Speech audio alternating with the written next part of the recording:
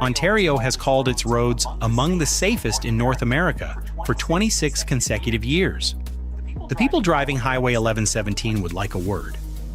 Just this past February, 5 transport truck crashes happened in the same region in 5 days. 4 young people died in one of those crashes. That's sad. They were aged 16 to 20. First Nations leaders called it Russian roulette. That is the quote. Welcome back to another reaction video. Ladies and gentlemen, welcome back to this channel. Thank you for clicking. And as you know, we are African. I am Onel. The army t-shirt is Tekla. The red t-shirt is Tel C. Okay, Telma is not around today. So today we're checking out 5 most dangerous routes in Canada. Yeah, Canada's 5 most dangerous routes. I don't know what I'm expecting. I don't even know like any dangerous route in Canada, and I don't know. And why is it first of all dangerous? And how dangerous can it be? Yeah. Let's find out how dangerous these routes are. Okay. Canada, land of polite people, free healthcare, and roads that will absolutely kill you. We have over 900,000 kilometers of roads in this country. Most are fine. 900,000 kilometers.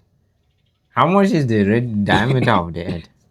Or the circumference of the Earth? Jeez. 900,000 kilometers of paved And road. did you hear that they have free healthcare? Yeah. I think. That's what I've noticed. Like those taxes that they pay, Yeah. they go for that. Maybe you can go to the hospital, you have a surgery that will take time or take days, and you pay nothing. Absolutely nothing. That's And right. I'm like, how? How is that? We have over 900,000 kilometers of roads in this country. Most are fine. Some are sketchy. And then there are 5 that have earned their nicknames the hard way, with body counts. Before we get there, one of these highways requires the Canadian military to fire artillery at mountains every single winter. What? Another earned its nickname not from journalists, not from safety researchers, but from the people who had no choice but to drive it every day. Let's go. Number 5. Okay. Highway 1117, Northern Ontario. Nickname, the Highway of Death. What? How would you get on a highway with that name? But what would you call it highway of death? I'm seeing the road is Paved. yes. Now let's find out how dangerous this route is and why. Is it what that makes there are it- evil things happening on the road? Let's find out. This is the main road connecting communities across northwestern Ontario. It's a lifeline. It's also a 2-lane corridor shared between passenger cars, moose, and fully loaded transport trucks doing 110 kilometers an hour. Jesus. Here's what the numbers look like. Maximum. But between 2013 and 2017, this highway recorded 2,758 collisions. What? 2,758 collisions in a single road. 830 people injured. 34 fatalities. Now I'm beginning to get the point now. Yeah, it begins to get the. Is it that the road is too busy to be having collisions? I think something must be causing the collisions. He said trucks are making 110 kilometers per hour on that road. And they are fully loaded and there are only 2 lanes of road. So you know how bad that can be. 2013 and 2017, this highway recorded 2,758 collisions, 850 injuries, and 34 deaths. In 2017 alone, 10 people were killed. But wait, it gets worse. In 2024, Instead, 60% of all fatal crashes in northwestern Ontario involved transport trucks. That's 3 times the provincial average. What? On a road with no divider, no barriers, just you, a painted line, and 45 tons of steel coming the other way. Oh, and moose. Ontario records roughly 14,000 wildlife collisions with large animals every year. Jesus. That's one every 38 minutes. That there's an average of 1 car car colliding with an animal every 38 I minutes. think explain why it's dangerous, right? Because of the wild animals that Holy come from the road. smokes. What is the animal doing on the road that They are crossing the road, right? Because the road is going through the forest. Mm-hmm. So the animals are crossing the road. They'll come and cause collision between the cars coming. So you hit the animal and that's an accident for you. Please let us know if you know any of these roads that is going to be mentioned in this. And if you're ever driven on that road, please, we need to give you your respect. Tell me, Please. because it's not easy. Holy smack. A moose stands 2 meters tall, weighs 450 kilograms, and has no reflective eyes. You won't see it until it's already through your windshield. Oh, The kicker? Ontario has called its roads among the safest in North America for 26 consecutive years. The people driving Highway 1117 would like a word. Just this past February, 5 transport truck crashes happened in the same region in 5 days. 4 young people died in one of those crashes. That's sad. They were aged 16 to 20. First Nations leaders called it Russian roulette. That is the quote. From real people. In 2026. Number 4. Highway 16, The highway of British tears. Columbia. From highway of Of death death, to highway of tears. Looks like a movie title. Yeah, those are really those are really movie titles. Real name, the Highway of Tears. This one is different. The danger isn't ice or moose or truck drivers on deadline. The danger is human. Highway 16 runs 724 kilometers through northern British Columbia, connecting Prince George to Prince Rupert, isolated, dense forest on both sides, towns separated by 128 kilometers of nothing. Until December 2024, most of it had 0 cell service. The RCMP officially counts 18 women murdered or disappeared along this highway between 1969 and 2006. That's bad. 10 of the 18 are Indigenous. Indigenous organizations put the real number at 40 to 50 or more. At least 7 more went missing or were murdered between 2019 and 2023. Most cases remain unsolved. And this highway had billboards that read, "Killer on the Loose." The Greyhound bus that What? I mean, there should be a serial. Killer on the road. Yes. And this highway had billboards that read, "Killer on the Loose." The Greyhound bus that served this corridor, the one that gave people without cars a safe way to travel, was canceled in 2018. The company was losing $35,000 per day on northern BC routes, so they left. And women who needed to get from one town to the next had to hitchhike on the Highway of Tears. The 2019 National Inquiry into Missing and Murdered Indigenous Women declared this a Canadian genocide. It issued 231 calls for justice. As of 2024, exactly 2 have been fully implemented. That's sad. Number 3, the Coquihalla Highway, British Columbia, nickname the Cock. Also, the Bermuda Triangle of Trucking. The Coquihalla was The Bermuda Triangle of Trucking. There's a triangle in the Atlantic called the Bermuda Triangle. It's just an area of the Atlantic Ocean called the Bermuda Triangle, where most ships disappear mysteriously, like they sink mysteriously and they're never recovered, or aircraft. With people inside. Yep. Oh. Yeah. So when you say the Bermuda Triangle of trucks, I am expecting that trucks are disappearing around that area for no reason. Well, no explanation. Yeah. So maybe it's a geographical or a physical phenomenon. I don't know, but what happened in the Bermuda Triangle? I've watched a documentary about the Bermuda Triangle.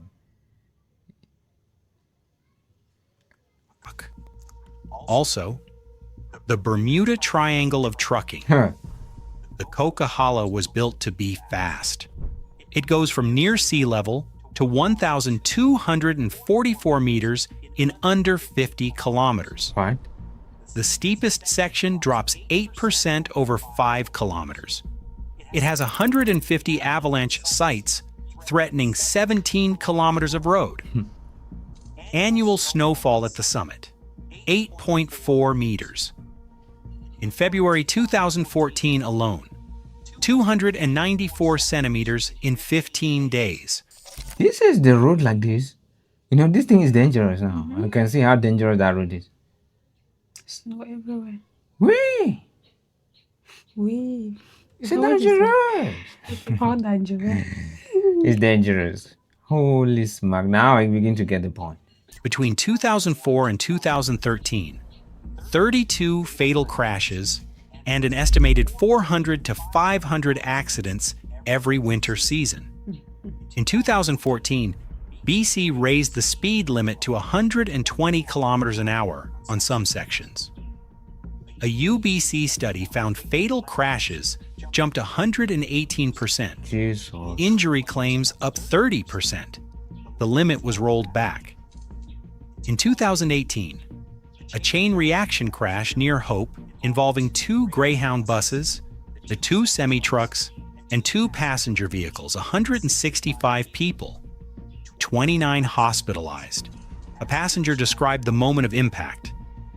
It was our bus driver who said over the intercom, "Brace yourselves." Then there was a long silence, and then boom. Then in November 2021, an atmospheric river dropped 277 millimeters of rain on the town of Hope in 2 days. Between 20 and 30 sites across 130 kilometers were destroyed. 6 bridges collapsed. The Coquihalla, one of the most critical freight corridors in the country, was completely severed. 300 workers and 200 pieces of equipment worked around the clock.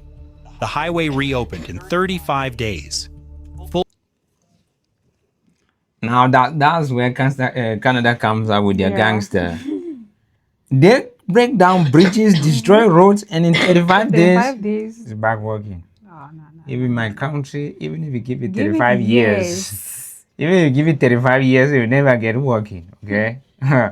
35 years, days. 35 days. Bridges are built, the road is reconstructed, everything is back and moving. Yeah, you deserve that military salute for it. Yes, sir. I see you guys are wrestling with nature. It's a compliment. It's nice, you know. Here things go extremely slow. They need to go. Somebody need to cut out some money for his family before the project can even start. You know. Completely severed. 300 workers and 200 pieces of equipment worked around the clock. The highway reopened in 35 days. Full reconstruction cost over $1 billion. For one highway, because it rained for 2 days. And the reality TV show Highway Through Hell has filmed on the Coquihalla for 13 seasons and 190 plus episodes, broadcasting in 180 countries. When your road is somebody's content strategy, that's a sign. Number 2, Highway 1, Rogers Pass and Kicking Horse Canyon, British Columbia, Kicking Horse Canyon. Canada's national highway. This is the Trans-Canada, the road that stitches the country together. It is also in 148 kilometers between Revelstoke and Golden, the single deadliest highway stretch in British Columbia by ICBC data. Between 2004 and 2013, 38 fatal crashes and 95 people killed. That's on a road carrying only 5,400 vehicles per day. The death rate per vehicle is staggering. In Kicking Horse Canyon alone, 700 accidents and 21 deaths between 1996 700. and 2001. Jeez. Why?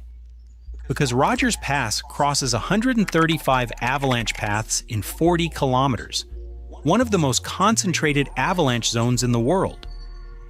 2,000 avalanche events recorded along the corridor every year. One winter at the nearby weather station, 21.5 meters of snow. To manage this, the Canadian Armed Forces run something called Operation Palissy. This is the longest-running domestic military operation in Canadian history. To two rotations of 17 soldiers stationed at Rogers Pass every winter, firing Korean War-era 105mm howitzers at mountain slopes to trigger controlled avalanches before they kill people, 270 preset targets, 16 gun positions, over 100 rounds in 10 hours. The Army is fighting the mountains with artillery on a public road every winter. I see the Canadian government is going to war with snow. Like they're hitting and the snow is hitting right back. Yeah, that's something for the history books. 16 artillery guns pointed at the mountain at pre-dive positions, so they can hit avalanches before the avalanches will hit people. Yeah. Makes sense for a country that build the super scoopers to hit fires when the fires hit people. Looking at how large the country is, my goodness, how big. Yeah, when I was saying that people should just like connect pipes around the country, they were like, nope. That would have been a good idea, except for the fact that Canada is basically really big. a small planet. Yeah. Since the 1960s, remember? This is the Trans-Canada Highway, Canada's main road, the one that's supposed to connect the country. And here's what makes it embarrassing. Embarrassing. Most of this highway is still 2 lanes with no median barrier. The primary cause of death is head-on collisions. A 4.8-kilometer upgrade in Kicking Horse Canyon cost over $600 million for 4.8 kilometers. There are more kilometers of undivided 2-lane highway between Kamloops and Alberta than from Alberta to Ontario. This is the National Highway, Canada's spine. An editorial last year called it a severely outdated goat path, and they weren't wrong. Number 1, Highway 63, Alberta. Nicknamed Suicide 63. That is the actual nickname, not given by bloggers. Given by the people who drove it every... Shouldn't even be mentioning that name on a video, but like on a live 63. Isn't that people go there and commit suicide? No, don't be mentioning that word on a video. Oh, I see. You shouldn't, like, how do people go? What happened? Like, when you choose to go on that road, it's almost like if you're choosing to risk your life, you're betting your life on the road. Oh, let's see what happens on that road. every day. Highway 63 is the only all-weather road in or out of Fort McMurray. One road, one direction in and one direction out. Thus serving one of the world's largest industrial projects, the Alberta oil sands, carrying the heaviest loads and the highest tonnage per kilometer of any highway in Canada. Between 1990 and 2012, 149 people dead. Between 2008 and 2012 alone, 2,457 accidents and 130 head-on collisions. The workers driving this road were on 14-day shifts. They'd finish 10 or 12 hours of work, get in a pickup truck, and drive south exhausted. Most camps were dry, no alcohol, so the end of a shift rotation meant everyone left at the same time, racing to Edmonton. Locals described drivers meeting at gas stations after shift changes, pooling money, and racing south. First one to Edmonton wins. RCMP clocked 2 drivers at 190 kilometers an hour in a 50 zone. On April 27, 2012, the 2 pickup trucks collided head-on near Wandering River. 7 people died. One of them was Reverend Shannon Wheaton. One was his pregnant wife, Trina. One was their 2-year-old son, Ben. Their eldest, Timothy, 3 years old, survived. He was orphaned. At the time of that crash, the province had been promising to twin this highway since 2006. 6 years of promises. 46 deaths since the promise, and only 19 kilometers complete. 2,000 people rallied carrying signs that read, "I drive 63. Pray for me." The twinning was eventually finished by 2016. That year, Highway 63 proved its value by serving as the only evacuation route for 90,000 people fleeing the Fort McMurray wildfire. Head-on collisions on twin sections are largely eliminated, but the southern 110 kilometers, still 2 lanes, still untwinned, still waiting. So what do all 5 of these roads have in common? It's not just terrain or weather. It's the gap between how dangerous a road demonstrably is and how long it takes for anyone to fix it. Highway 63 killed people for a decade while the province collected billions in oil royalties. Highway 16 had no cell service for 55 years while women disappeared. Highway 1 is still a 2-lane gauntlet on Canada's national corridor. These aren't accidents. They're decisions. And there are more roads like this. Canada has a lot of them. And somewhere on each of these highways right now, someone is driving home.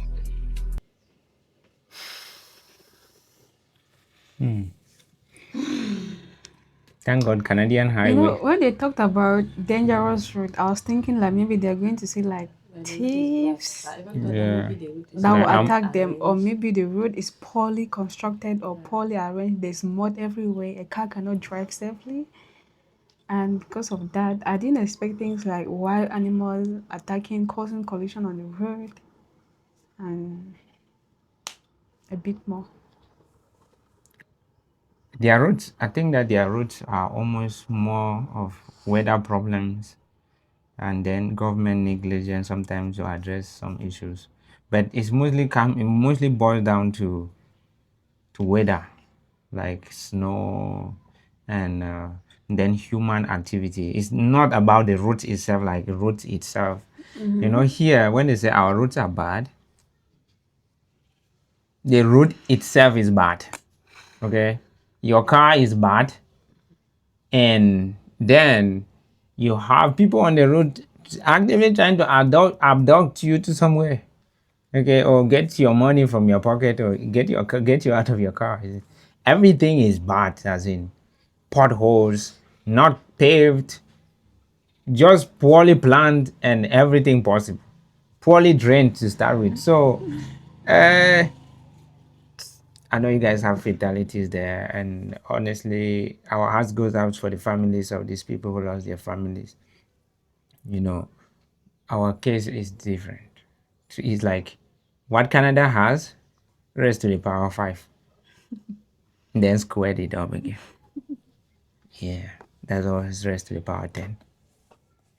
Anyways, Canada, we have learned something here. Always remember, these are not videos done by us. We are just reacting to them, and our goal is to learn. If you find things that are not true or incomplete, please just let us know respectfully, because of course we are out here to learn. We are not telling you people what is about your country. We cannot know your country more than you. Yeah. So, and there is no way we can react. We cannot watch these videos before we react to them. We can always react to them and learn, because if you watch a video before you react to it, there's no need for you to react to it, because You already know it. you have already known what is there. You react to something because you cannot. It will be as though you're pretending. Yeah, you cannot You're show someone. faking You the cannot show somebody their surprise. gift and then later on show them the gift and expect them to be surprised, right? It's 2 ways. It's either you did not show them the gift or they are not truly surprised. Yeah. So, ladies and gentlemen, thank you so much. We're waiting for you in our comment section.